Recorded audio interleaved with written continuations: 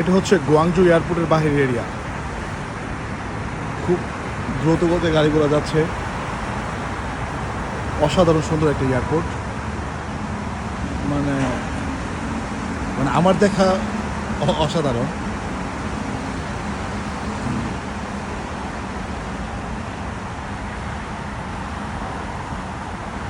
China Guangzhou airport. আমরা অপেক্ষা করছি, আমাদের একজন সাপ্লায়ার গাড়ি পাঠাবে আমাদেরকে পিক করার জন্য। আমরা সাপ্লায়ার জন্য ওর গাড়ির জন্য অপেক্ষা করছি।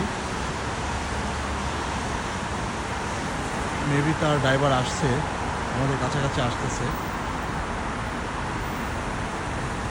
এটা হচ্ছে এয়ারপোর্টের বাইরের দৃশ্য।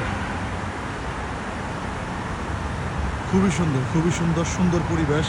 কোনো গ্যাদারিং নাই, গ্যাঞ্জাম নাই।